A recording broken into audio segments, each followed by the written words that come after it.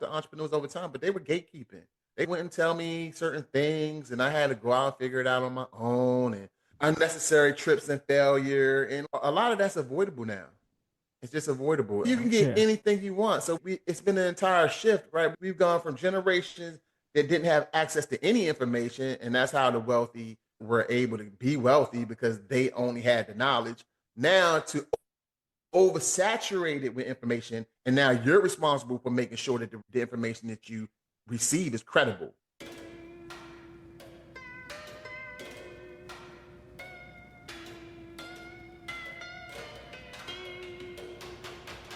Welcome to the Wayfinder Show with Louis Hernandez, where guests discuss the why and how of making changes that led them down a more authentic path or allowed them to level up in some area of their life. Our goal is to dig deep and provide not only knowledge, but actionable advice to help you get from where you are to where you want to be. Come join us and find the way to your dream life.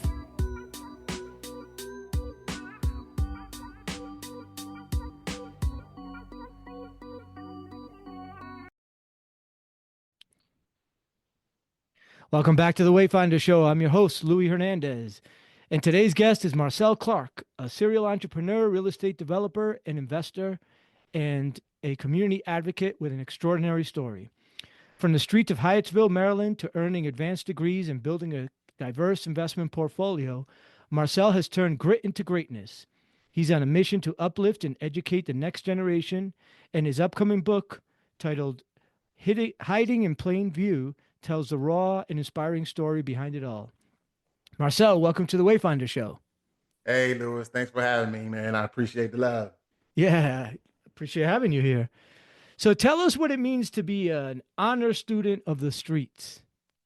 Yeah, when I was younger in my high school days, my mom was she's a great parent, but she was everything the opposite of the helicopter parent. So she really gave me an opportunity to get out there and learn life on my own. And given the kind of friends I had around me at the time, we just really did a lot out there on those streets. And they can definitely be educational because you have to have wit, you have to have charisma, you have to really be able to navigate a lot of different personalities, environments, and I think that definitely is a skill set that I've been able to transfer to the real world. So it's been incredibly helpful all the way through, but definitely a student of the streets.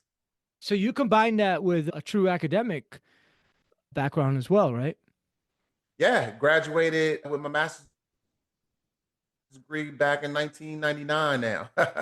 Okay. And as we call it, it's organizational communications. So organizational communications is pretty much a form of the master's in business administration. So it's just a really unique breakdown on how organizations work and how departments correlate together and how you can use technology to take advantage of that. Undergrad was in marketing. So there you go. So yes, definitely the combination of my education and what I learned being out there amongst the people, it definitely has paid dividends at this point. Yeah. So was there, I grew up on the streets too, and I know like for a lot of us who have backgrounds like there's oftentimes there's like a moment that like something clicks, right? We know what we should be doing. We probably know we shouldn't be out there as knuckleheads on the streets and what have you, but something there's always like one moment, it seems like for a lot of us that just it hits like, okay, I get it now. This needs to stop. Do you have one of those? Oh yeah, it was definitely when my daughter was born. Because when my daughter was born, and I wasn't even there to see my child's mother give birth, because I'm sitting there in jail on Mm, some really dumb nonsense. But I'm sitting there in jail, and I'm like, yeah, this isn't how it works. I'm like, you can't be missing the birth of your kid, messing right. around here on the street. So that was one of the pivotal moments in my life, and I think that also like a couple maybe like when she was a little bit younger, I found myself in another situation. And once again, her mom came to visit me in jail. And my daughter was trying to get to me through the plexiglass. And I was like, yeah, this isn't how it goes. I was just like, those two moments involving my little girl made me understand that life is a lot more than just what I was bringing to the table at the time. I was actually responsible for another human being. And that kind of changed my whole mindset. Yeah. Yeah. Having responsibilities of another life is will really wake you up a bit. So It's a big deal. it is. So another question along those lines. I'm wondering, did for a lot of us, I also think like when you were little, did you envision yourself like being on the streets or going to college and having the right career path? That's the intro of my book, right? When Okay. I was small, it was interesting because I found myself in a few environments where drug dealers looked like they were the most important thing known to man. They had the nicest Right. cars, they had the nicest clothes, they had the nicest jewelry. So when I was young, I was like, hey, that looks like a really good lifestyle right there. A part of me always really wanted to figure out how did they do that. So it was definitely in me. And my dad didn't help the situation because he used to love smoking marijuana when I was a kid. Hmm. When he would go out to the strips to buy him some weed, I'd be right there in the passenger seat. So I'm like, all right. So when I recalled all of those things when I was writing the book, I was like, wow, that was an interesting combination. But yeah, definitely just being exposed to that environment from a lot of different angles. I definitely admired drug dealers. Yeah. Yeah, I think that's interesting. I think it's very hard for people to understand that, right? Mhm. You grow, like we all want to grow up and be successful, right? I think it doesn't matter what your background is. You expect and want success, but what that success looks like is defined by your environment. So Exactly. when you see your environment, the most successful people you know are drug dealers. They look good. They have all the nice cars. They got the women all want to be with them, everything, right? Like what else could you possibly envision? I think it is hard to get out of that. Even I don't know if you went through this even in college, like thinking like, what am I doing here? This isn't a path to success. What, I'm going to go get a job for at that time 20, 25 years, 1,000 a year when I can be doing so much more on the streets and Yeah, it was interesting because for me, I was taking like I had a dual path going on in my life. At one point, I was actually out there on the streets doing the wrong thing, but I was also in college. So yeah. I was selling drugs by the day, and at nighttime I'm a student. And I think with me, my mom, who was an educator herself, from her standpoint, with all her sisters all carrying master degrees and advanced degrees, as a small child, it was already instilled in me that I was going to get an education. Like it just wasn't negotiable. And like I said, I had my dad on the other side. There was an entrepreneur too, doing his own thing, but also he had a wild side to him. He was just like that guy that basically took over a room. Everybody wanted to be like him. So Mm. when I'm seeing both of these things as I'm growing up, and I think that's exactly why my life has played out the way it's played out. Because again, even when I was doing a lot of wrong things, I was still like plotting the path to leave that environment. I think what happens to a lot of people that are in high risk communities is that they basically are there. And like you said, they want to emulate what they see. And they just look at that path as being the only path that they have. And Yeah. for me, it wasn't like that. During my journey, I could see other people doing successful things outside of just selling drugs. So to me, it made me feel like, okay, you can have a game plan that's going to have an exit strategy. Mm. So for Yeah. me, at a certain time, I was like, I'm going to execute my exit strategy. But it's the chapters before that, though, really challenging. Yeah. So how about your along the way? Like, how did all of that help it shape your entrepreneurial mindset? Because you ultimately just became a serial entrepreneur, right? You didn't take the corporate path unless you. Yeah, yeah. When I was again watching my dad when I was a kid, my dad used to own a lot of corner stores in Philadelphia. So Oh. corner stores are more like 7-Elevens, except they actually have grills in there too to make cheese steaks and hot Hmm. foods, and then they have little arcade games in there. So when he owned like five of those when I was a kid, and I would actually my mom, and my dad were in and out relationship wise. So a lot of times she would send me up to Philly to stay with him, or for a moment she tried to move there. But my point there is like during my summers, I would definitely spend my entire summer in Philadelphia with Mm. him and watching him do his thing. Like he would take me to the warehouses where they had wholesale items, and I would actually shop with him and watch him buy these big packets of candy and now and just all kinds of different things that I would watch him then resell at a higher number. That was implemented that was like in me at a really early age watching him do that. So entrepreneurship is something, it's just like you just talked about when we were saying that when you're on the streets, you want to emulate, which is the same thing with parenting too. Watching my dad do what he was doing, I was okay, like the respect that he received in the community, all of the connections I saw him growing, our lifestyle. We used to live in a brownstone. We had a personal chef in there, cleaners Mm. coming through all the time. We were living like top notch life at that moment. So watching him live that way and watching what it produced, it was in me to take my own path at some point. But my dad's story is he only had a sixth grade education, so everything he was doing was straight from just instinct, and eventually all of that fell apart. Mm. So when he lost his businesses, I think my mom and all of us, when we had to go through all of that, my mom was really like even pressing the pedal even harder on me to get my education because she really felt like that's why he failed. So she was just making sure at that point that I was going to definitely get my education. And that's kind of what started it though, because at the second chapter in my life, I definitely found myself looking at different things that I wanted to invest in, and bought my first franchise when I first got married back in like 2005. And that franchise just sparked something in me because once I had a chance to actually buy a franchise and look at how the systems actually worked, it just basically I felt like I was home. Like if I back up a little bit, I had found myself in the 9 to 5 world when I graduated. And I just remember that I was really moving up the ladder and it was all working out for me. But I remember one time I was out on the golf course with one of our directors. And we were playing golf and I was looking out past the golf course and looking at the beautiful scenery. And I said to myself, yeah, this can't be it. Here I am at the top of the food chain. I'm probably making about $80,000 back then. I'm feeling like I'm only in my late 20s. And here I am still feeling like I'm not satisfied. So I knew somewhere in me, I just wanted to do my own thing. I didn't want to work for anybody. Mm. I didn't feel like that was going to be fulfilling enough. I felt like I wanted to create my own company, my own brands, my own. And the moment I bought that franchise and it was starting to become successful, I knew I was in the right place. It Okay. just clicked. It's like what you asked me earlier. Have you ever had that moment where it clicked? It just clicked. The moment about year two and I owned that franchise, and I think I ran it up to 750,000 in revenues. I Wow. was like, yeah, we're on our way. But I knew I would never turn back after that. What was the franchise?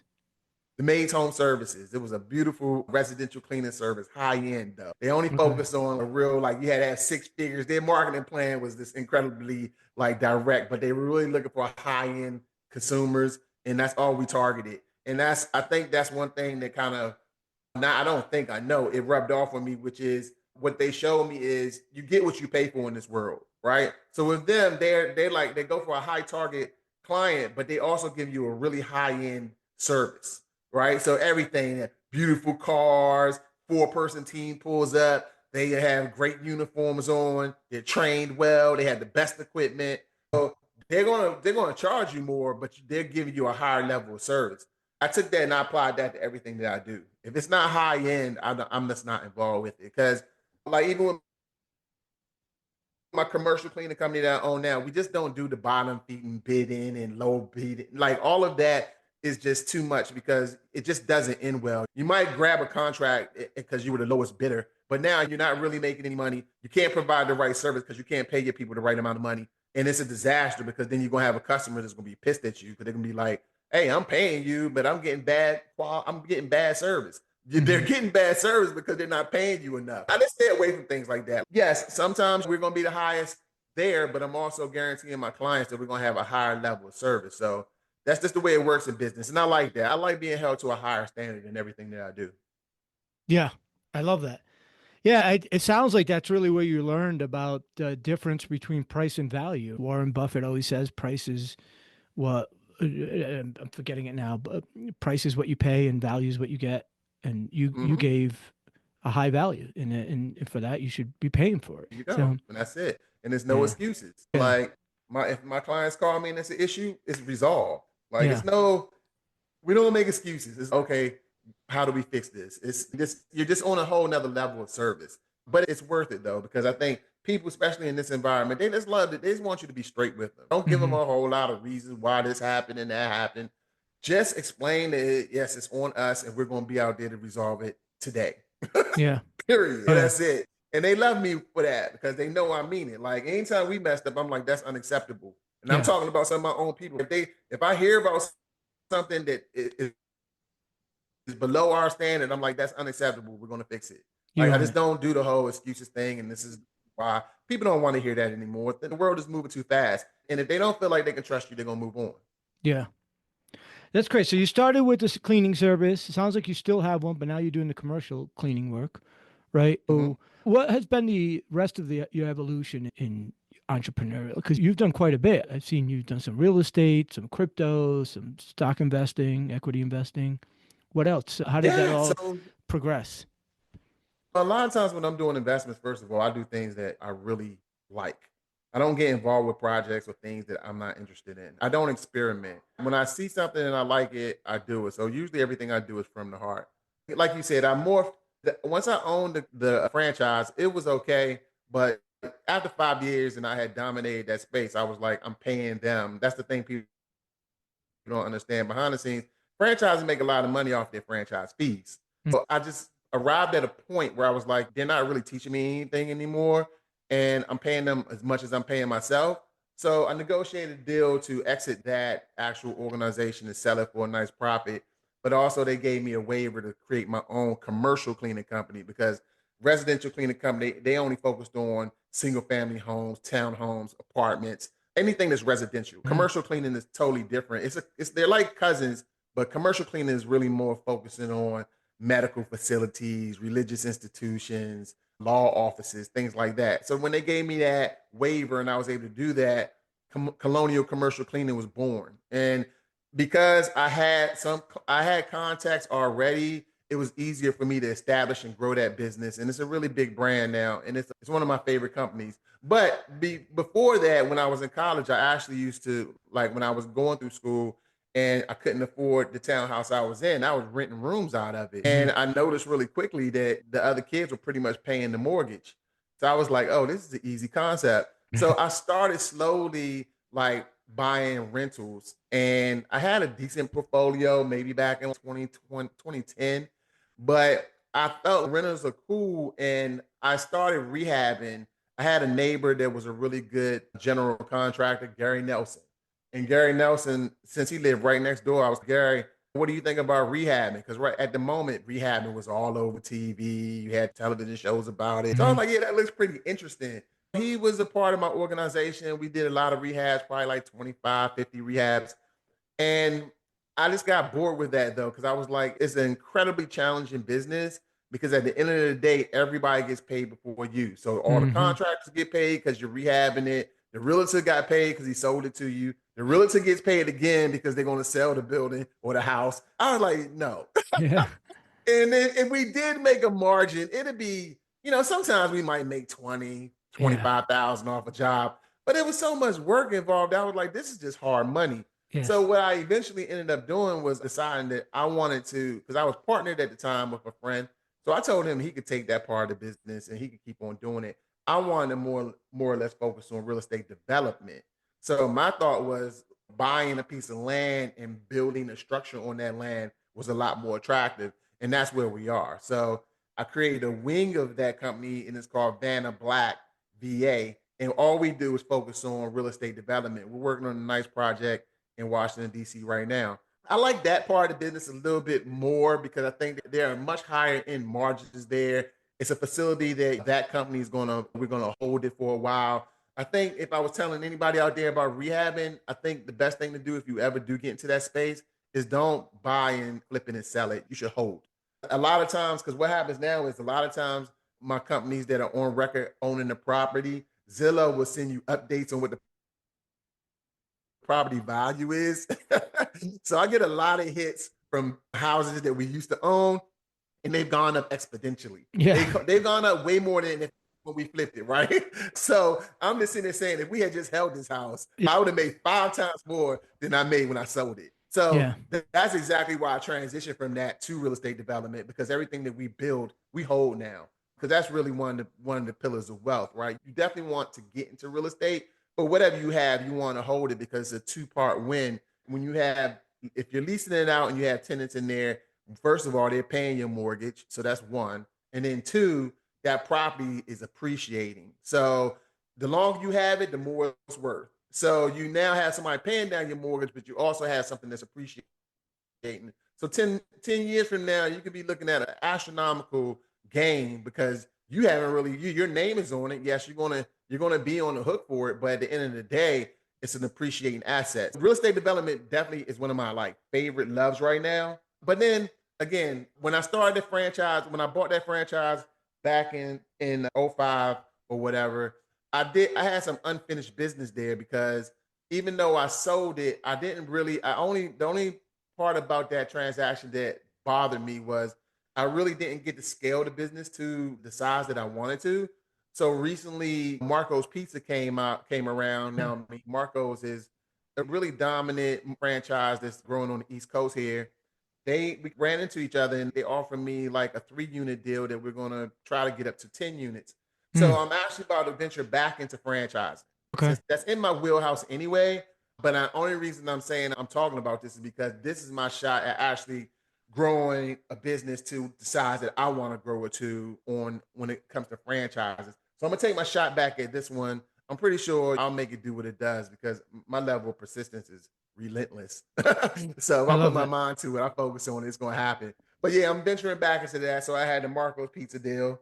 And yeah, and then my book is out there. So that's just something that this came this day. I started writing this book 10 years ago and I didn't finish it because life happened. And now I wrapped it up and I want everybody to know about it. So yeah, I do. I have a lot on my plate, but everything I mentioned just now, though, you notice I love these things. Like these things are an extension of me. That's the only thing I get involved with because I think that when you do things and you love it, then it's not really work. That adage is very true, That's right? I right. don't wake up in the morning and I'm like, oh, here. No, that's not my life. My life is I wake up, I'm like, all right, what's on my calendar today? And anything that's on my calendar, I'm like, yes. I'm like, Hmm. okay, let's get it done. Oh, I'm gonna see so and so today. Oh, I'm gonna meet Lane, my contractor today. Oh, we're going to the commercial cleaning. It's a big contract I need to sign. Like, I'm happy to do it because this is what I do. So I think that's the deal. Like when I'm talking to young entrepreneurs and they want to get into it, I'm like, what do you love? Whatever it is, right? What do you love to do? And if you love it, now that should be your starting point to figure out what kind of business you want to create around it. And then I think you're off to the races. Yeah. That's awesome. There's so much there, right? First of all, I could feel your passion, so I know that's genuine what you're saying. I'm sure our listeners could too. But I want to backtrack a little bit on that. Let's start with when you were rehabbing or flipping, as most people think of it. A lot of people just think out in that DMV area, we all called it rehabbing. When you get a Uh, property, we're rehabbing the properties. But in a lot of other parts of the country, it's fix and flips, right? yep. Yeah, and I know the feeling because I did a lot of this in Baltimore back in the day. And there's nothing worse than when you go and you first of all, like you said, cash flow management is really hard with flipping because everybody gets paid before you do, and then if you're lucky at the end, you make a little bit of money. But then Yep. what usually ends up happening is the person after you makes all the real money after you did all the work, the one who bought it for you. And that could Exactly. be a real punch in the gut, right? It But does, man. yeah, holding them, I think, like you said, is the real path to wealth. It's creating assets that generate income for you, whether it be through appreciation or cash flow. Like they can spit off income on it, which is, sounds like that's what's happening with your commercial properties that you're holding, right? Yeah. Yeah, I gotta thank my attorney, Tony Barrows. Tony was one of my first real estate attorneys. And I was sitting there because I was just coming off of rehabbing and we had closed the deal on a lot. And I was sitting there talking to him, I was thinking, I was like, I don't know if I want to sell it or if I want to hold it. And he told me a quick story. He said, Marcel, I've been doing real estate in DC for a while. He said, I had gotten lucky and I met somebody and he sold me a building and I bought it. I bought it for $2.5 million. He said, but 2 years later, somebody turned around and they asked me, did I want to sell it to them for 5 million? He was like, of course I was going to sell it. He said, I sold it. He said, Marcel, how much do you think that building's worth now? I said, how much, Tony? He said 10.5 million. Yes. So that was Uh, it. I was like, oh, I'm oh, holding. yeah. I was like, it's what he's saying, man. He's like, there is money in real estate, but it's like you said, the money is after you've done all the rehab and then you've built the building and now it's appreciating, right? Because you've appreciated the land or the structure by improving it, right? And when Mhm. you flip it, you've all now you've made that asset even more valuable. At the moment, it has a certain amount of value, but down the road, it'll have even more value. That's right. So the value is exponentially higher the longer you have it. So that's where real wealth is, right? Mm. Not in those little temporary flips. Like again, if you're looking at 20, let's even go up to $50,000 per flip. That's small money. Yeah. Again, when I get those hits from Zillow, some of those properties are up 150, $200,000. We're talking Mhm. about I owned them 5 years ago. What? So it's just not smart to flip and sell unless that's just your business model. If that's your business model, that's cool. But again, you have to be flipping a tremendous number of houses, first of all, to make it profitable. You're That's not right. going to all in flipping five or 10 a month. You That's have right. your volume has to be incredibly high. And to do that, you have to have a really good system in place because everybody in that business knows the wrong contractor alone could sink you. Mhm. It's that simple. Like the wrong contractor alone could sink you. It's just a lot it's a lot that needs to be coordinated if you're going to flip a high volume of houses. And I just didn't find that was attractive. Yeah, this is almost a public service announcement for all the people who are watching all them flip shows because it wasn't even back when you. They've been popular for a long time now. I think they're probably more popular than ever now, and they show all these stats, but it ain't what it looks like. And even you Nah, see these big numbers, you actually annualize those numbers, and it ain't that big. You could almost go and get a job and not have that kind of risk involved and get the money still if you actually annualize what they make on these houses. So, exactly. And a yeah. lot of times when I see those numbers, I'm like, that's not right. Sure. There's so much you're Everybody leaving knows. out. So Yeah, much you're I'm leaving like, out. I'm looking at some of those numbers. I'm like, yeah, that doesn't make any sense. Like what they're saying, it costs them to rehab Mm. whatever, like a kitchen, they might have 2,500. I'm like, I've never seen a kitchen get rehab for $2,500. So Right, I'm right. like, something's going on there with the numbers in general. And yeah, nah, you definitely better off just figuring out exactly what you want to do outside of rehabbing, unless again you're holding it. I get it if you're doing that. If you're flipping 2 houses, 3 houses a month, but you're holding them in your portfolio, Yeah, that's smart. that Especially is. if you can get them at a great price, that's That's right. smart. That's right. Otherwise, nah, I think again that's just all that's television and that's a lot of spin. Yeah. Yeah, good point. So what else? You also went beyond that. I saw that you were pretty big into crypto and all that. How did that come about? I've always been an avid stock market investor. Way back in the 90s, I was starting to figure out the stock market because I always was always fascinated with just how you can get exposure to Fortune 500 companies through the stock market. And being in business school, it taught me that's one of the largest wealth generators too. And I think I was fortunate because I was really tuned into the technology back then. So you would have brokerage firms like Fidelity Investments where they were like, okay, you can create your own portfolio here, minimum $5,000. And I was like, okay, that might be doable. Hmm. So I opened up my first account with Fidelity back like late 90s, maybe early 2000s. Bought me a couple of shares of Apple here, couple of shares of this there, and then start playing around with the market, just trying to Hmm. figure out how did it work in general, just the mechanics of it. And over the years, I just started to evolve. My sophistication around the market just grew and grew. And now I have a pretty big portfolio, but my portfolio, the two things when it comes to the stock market that I think I'm contrarian to is I'm not really big on diversity. So like a lot of people in their portfolios, they'll have 10, 15, 20 companies. I just don't think that's really, you might as well just do you an ETF. That's the thing about the stock market. The way you can get exposure is you can get exposure through a broker. So you can have someone that invests for you. Just keep in mind that they're investing your money and they're making a percentage of that investment. So that's one. And then two, you could do it my way, which is I create my own portfolio through Fidelity, and it's pretty much just like a bank account. I just purchase the stocks that I want to purchase. So Hmm. that's the number one thing that people need to understand. There's those two ways to invest in the market. And then number two, again, diversity. You learn in business school that if you diversify, it's safer. That's true. However, if you hone into where we are right now, for instance, like one of my largest positions is NVIDIA. Now, NVIDIA, I was in NVIDIA about 3 years ago. And I knew about NVIDIA because my son is a gamer. And everything Hmm. that my son did was around gaming, and NVIDIA was everywhere. But when I started to notice the AI situation and everybody started talking about NVIDIA's chips, because Jensen Huang, who's an incredible CEO, he's like Da Vinci of our time, he pretty much had the market cornered, right? So because I had an inside understanding of how those GPUs work, I was able to go directly and put a larger part of my portfolio in Nvidia. Yeah, it was a bigger bet, but because I knew the knowledge behind the company, I was like, yeah, this is actually a smart bet. And it turned out to be an incredible investment for me. My point here to everybody is if you learn about these companies and you know about a company and you feel like they do have cutting edge technology, you can invest in that company directly. That is actually a lot more helpful because, yeah, if you spread your money across 20 different companies, you might average maybe the market returns are averaging on 10% every year.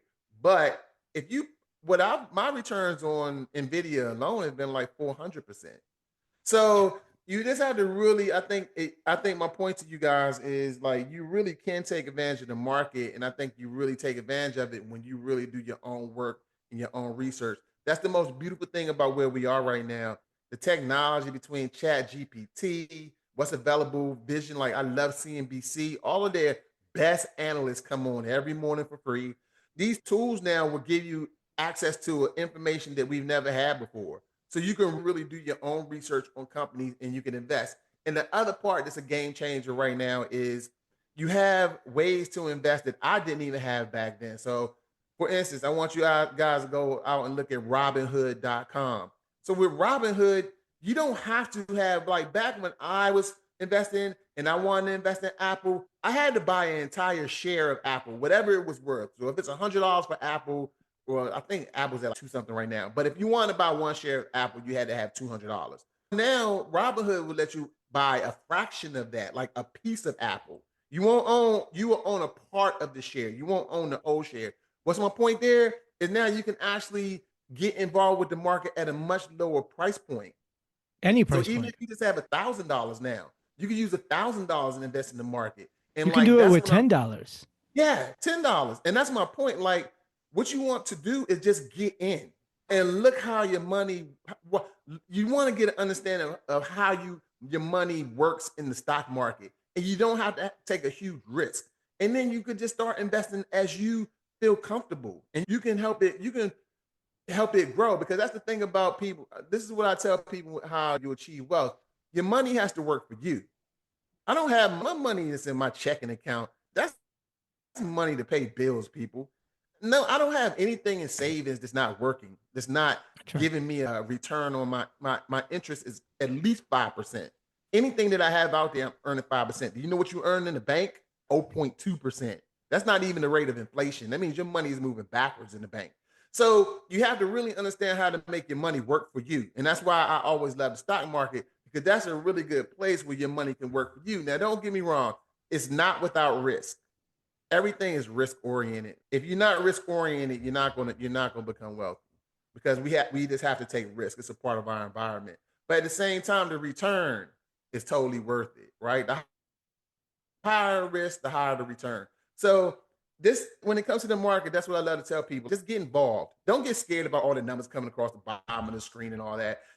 Slowly educate yourself, slowly put your toe in the water, small amount of money, and then just commit to trying to understand exactly how your money is working in there, and then commit to creating your own portfolio. Next thing you'll be sitting on a lot more money than you ever thought you could have. That's right. Oh, and then your crypto question. Yeah, crypto is interesting. I don't really get involved in small like it's crypto is a whole different world, people, and it's still unregulated. So I don't tell anybody to go invest in crypto. What I do say is with me, I always go with premium things, right? So in the world of crypto, I really contain my investments to Bitcoin, Ether, or Solana right now because those are really like the top number one coins and investment tools on that platform, right? They get the most exposure. A lot of people know about those. But trust me, in crypto, there are like 1,000 coins out there you can invest in. But again, buyer beware. Some of those coins are worthless. Some of those coins might actually appreciate over time. But crypto is one of those environments where you definitely have to do your research. But again, my number one thing on crypto to tell everybody is you don't need a third party to help you. You do not, you go to coinbase.com and you can open up your own crypto account. You don't need any help. You don't need anybody to invest your money for you. It's not that complicated. Just do your research. Yeah. I like what you said earlier about getting in and taking risk. I think a lot of us, what we think about getting involved in stocks and crypto and all this, we just hear about the risk involved with that and we think, oh, we can just lose. But with today's technology, like you mentioned, we can get in with you can actually get in with like less than $1 with Robinhood, a penny. Like you can just invest that if you want. But whatever your risk tolerance is, I personally find that putting a little bit into something I'm curious about, even if I don't know much about it, forces me to learn so much. So I have this little gambling account, I call it. And I started with $50. I'm like, all right, Mhm. I've done a lot of stupid things where I've lost $50. We all do. Let's admit it. Yep. So you start with that and you play with something. And once you put the money into it, you're going to follow it. It doesn't really matter what it, and you're going to learn. And then you be like, okay, this is dumb. I'm getting out, but try it with something else. And some hit, some don't, but it's a great way of doing research now, I think. And then if you come across a really good thesis, like you did with your Nvidia account, then you put real money in, right? And then you're like, okay, there's really something here, so I can put real money into this. But that's what's nice about today's technology, right? So Yeah, I think a lot of us that understand and we've watched the transformation of all this technology, we understand what an opportunity it is right now. yeah, A lot of people don't really understand that. And because you have that wealth of information at your fingertips, it's your core responsibility is making sure that information is reliable. But if you feel like you found you a nice hub of reliable information, trusted people that are experts, that can go a long way because again, I'm coming from an environment where when I was first trying to become an entrepreneur, I would talk to entrepreneurs over time, but they were gatekeeping. They wouldn't tell me certain things, and I had to go out and figure it out on my own. And yeah, unnecessary trips and failure, and a lot of that's avoidable now. It's just avoidable. you can You get can any get information out there for free yeah, you now. can get Yeah, anything you want. So it's been an entire shift, right? We've gone from generations that didn't have access to any information, and that's how the wealthy were able to be wealthy because they only had the knowledge. Now to oversaturated with information, and now you're responsible for making sure that the information that you receive is credible. That's the only thing that's the biggest mistake that people make. They just go out there and just believe anything. No, that's right. you need to find something and then verify it and then verify it again. But you can do that now. And You if you can. feel like on that second or third verification, okay, I'm hearing the same consistent thing. All right. And then you could dig down from there. Now, like I said, we've gone from we didn't have enough information back in the day to what they did now is they saturated us with information and they was like, okay, now you find it amongst all of that. So it's just a flip. Yeah. Yeah, and the other point to that is you hear about always about how the rich get richer and they get access to things that we don't. And like you said, it's not so much the case anymore, but I think we have these limiting beliefs within our head that we hear with something's bad. Bitcoin, oh, that's bad. It's for scamming and all this stuff. But that's not necessarily true, right? And there's a lot of people who have built real wealth legally without scams and all that in that. So now you can try it pretty much risk free. Like I said, with a couple of dollars, or like you said, Coinbase or Robinhood or whatever, and try it for yourself and see. Because otherwise, if we just believe it's going to go down, then we never get in and things do go up. And then you don't get to play in that. And my best example is 2008. I got wiped there. I've always been a real estate guy. And I left. I hate it. I'm like, real estate, what was I thinking? I got wiped. And then I missed the greatest opportunity that we've had in our lifetime right after 2008 because I just didn't. I'm like, I'm done. No way. This is a scam. Real estate's going to go down. And so you can't do that. You got to keep playing and try and understand this turbulence along the way and just keep learning the whole way. Yeah, you always have to keep going. And I was in the market back then too in 2008. And it's funny because I come across people now and they try to use 2008 as an example of why the real estate market is dangerous. And I'm like, dude, over 2 centuries, we've only had two wipeouts like that. Like, Right. what are you talking about? What's happened since 2008? Why don't you focus on that? Yeah. So that's the point. You're right. You just can't. And it came back Again, stronger than ever. yeah, it's back stronger than ever. Real estate is one of the platforms and one of the industries where your money and your real estate almost always appreciates. Almost always. You Over the just long need term. to have time. Over the long term, it Yeah. almost always appreciates. So yeah, it's like you said, you're not going to be able to access the next level of prosperity if that's your thing, if you're not willing to take some level of risk. Yeah. Great. Marcel, I think I can keep going with this stuff. I think we're kindred spirits here, but we're running out of time. So I'm going to get you into our Wayfinder 4. So give us a life hack that you use every day. A life hack that I use every single day. Wow. That would have to be how I approach the real estate, how I approach the stock market. I really think that being able to have access to certain premium channels like CNBC, I actually get to see exactly where those experts that study the market every single day, they bring their expertise to the screen and they go, yeah, not that position right now. I think it's going to fade. Like you get expert commentary right there on the spot. And it really helps me because it helps me direct my portfolio when I do think, okay, now I'm going to cash out on a trade because I'm actually going directly to the source. And again, it's because I know it's a hack because the information that you get there now, you would have had to pay for back in the day. Yeah. You would be paying premium dollar for a broker. These people are coming up, getting on the show for free, sharing their knowledge with you. So that's my favorite hack when it comes to actually appreciating stock market wealth. I love CNBC. I wake up to it. I watch it for about an hour. Then I hit the gym. But yeah, it starts my morning every morning. That's great. Yeah, it is absolutely mind blowing the level of information we have access to. In commercial real estate, there's a report called the TREP report. TREP that has been around forever, and I think a subscription to that used to be like 15 grand a year, if I remember correctly, or 14 grand a year. And now you can just listen to the podcast for free every week. That breaks it all down. Right. Unbelievable. And this is something that only institutional investors had access to, pretty Yep. much. And now we Yep. can all go in there and see what's up. But All out there for free. the how about a favorite? This is just something you a show, activity, book, whatever that you like.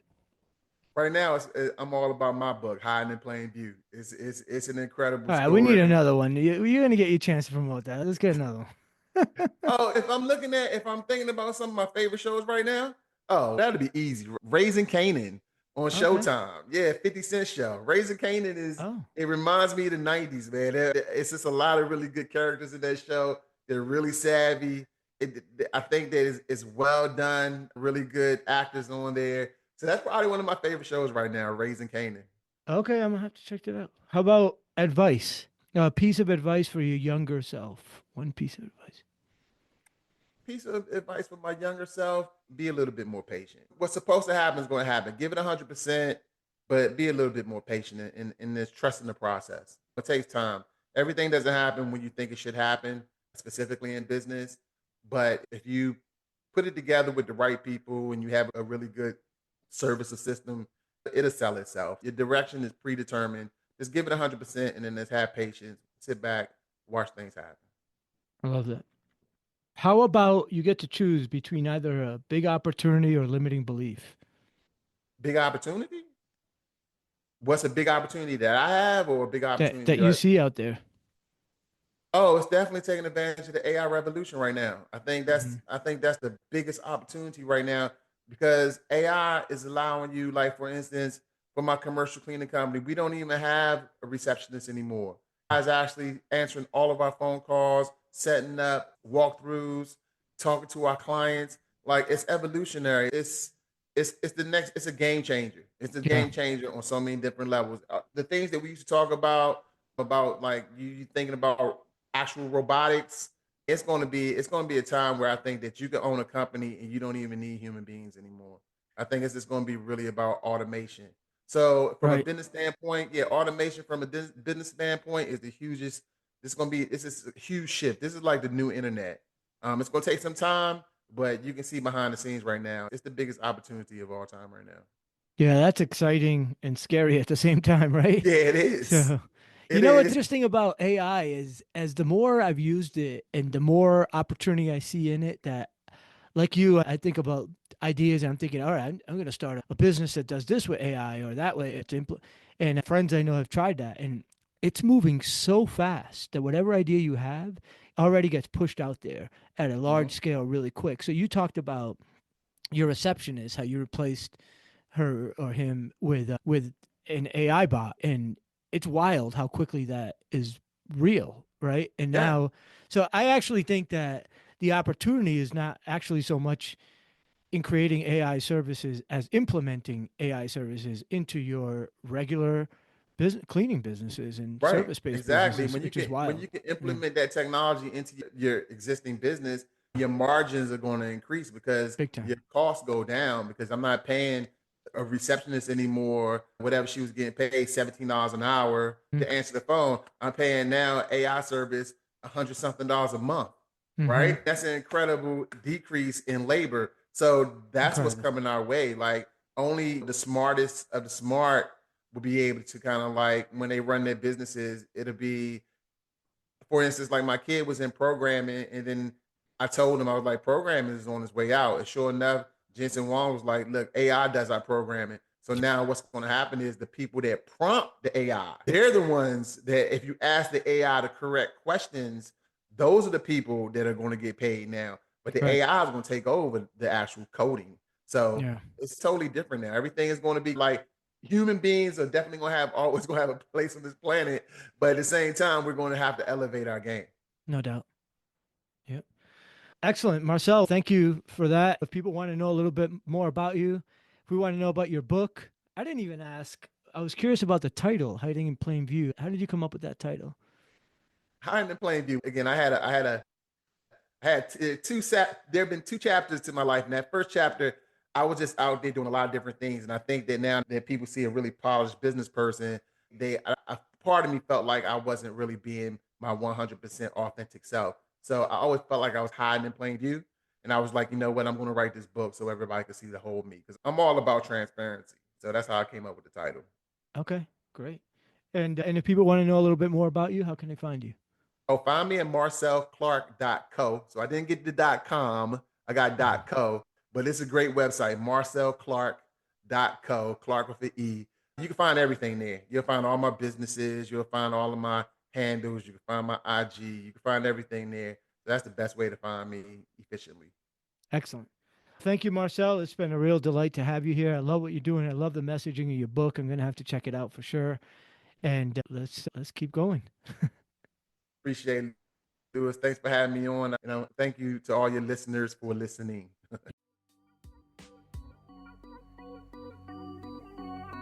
We hope you've enjoyed the Wayfinder Show. If you got value from this episode, please take a few seconds to leave us a 5-star rating and review. This will allow us to help more people find their way to live more authentic and exciting lives. We'll catch you on the next episode.